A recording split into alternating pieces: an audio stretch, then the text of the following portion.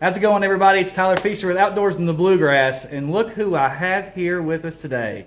LEX 18's Chief Meteorologist Bill Meck. How awesome is that? Thank you so much. Thank you for coming in. We appreciate you having us.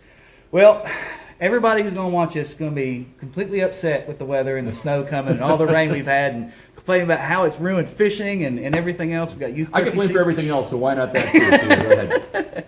That's no problem. I mean, so we've had a huge amount of rain this year. In fact, our February and March were among our top 5 wettest that we have ever had. February was the wettest, so yeah. And March was another very wet month, and we run out of places to put the water. So that's the problem we've run into. Yeah, it's been devastating for the fishing. We got the white bass run. It's like one of the hugest things in Anderson County, and the river is just maintained just raging high, muddy, flooding. So it's a question of whether we're going to be able to fish for the white bass run this year or not. When is that? Generally, we start it's getting ready to start kicking in right now. First to the middle of April. But I was down at Salt River the other day, and it's still real. Yeah, it's bad, and it's not going to get better. Give it another week, we'll start to maybe change this pattern. Good. So as we get into the middle of April, maybe we start looking more springy. So there's like hope. We did in February. Yeah, like we did in February, exactly. Well, one of the biggest things with the outdoors is every time I go out fishing, hunting, and pretty much everybody that I know, the first thing we think about is the weather. Yeah. It's the first thing we look at. And it seems that the trends kind of follow with hunting and fishing, believe it or not. And it always seems to have something to do with fronts. The north wind seems to kind of shut everything down as far as fishing goes in regards to barometric pressure. What are we looking at? I mean, when I just look at the wind and I'm like, yeah, here comes a front. Everything's ruined. As a cold front is approaching, you've got winds generally south-southwest ahead of the front. And the barometric pressure also, before a cold front comes, is dropping. So how that plays into the fishing, I'm not quite sure. But as the cold front goes by, your winds will shift west or northwest. Sometimes they'll go all the way around to the northeast. But barometric pressure tends to rise then after the cold front goes by. Okay. So how that affects the fishing and all that, because everything's all related. It is. And so, you guys, the outdoors folks know better than I do the weather part of it. I let you guys handle how the actual real world effects actually come into play. Yeah, and when that barometric pressure tanks, so does the fishing. And right before it's great.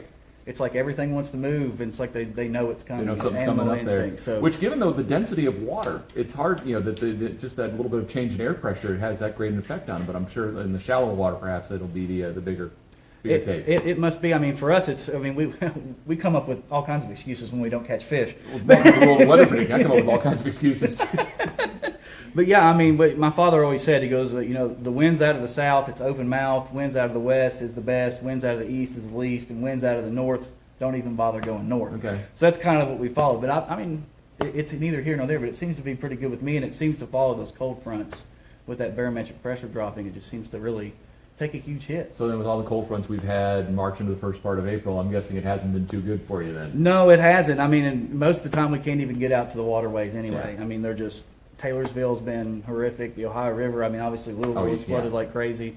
So it's been just terrible. Yeah. But we'll get there, right? We'll get there eventually. We always do. Even with a potential record snowfall for this time of year coming up. See, potential is the key word in that. And, that's models giveth, models taketh away. Right. So I'm not one to put a number on a snow forecast until 24, 36 hours out. Even in January, it's sometimes can be a foolhardy proposition. In April, it's silly to do it. But, yeah. There is some accumulating snow potential.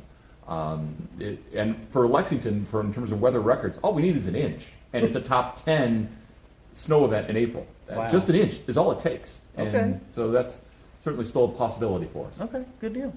All right, well, there you have it. Things are going to get better. And they will get better.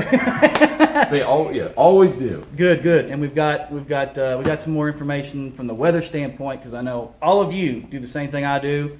First thing we do is hit the weather before we decide to do anything, and some of us just ignore the weather completely and go out and fish in the snow. And they have this thing called ice fishing too, so you can.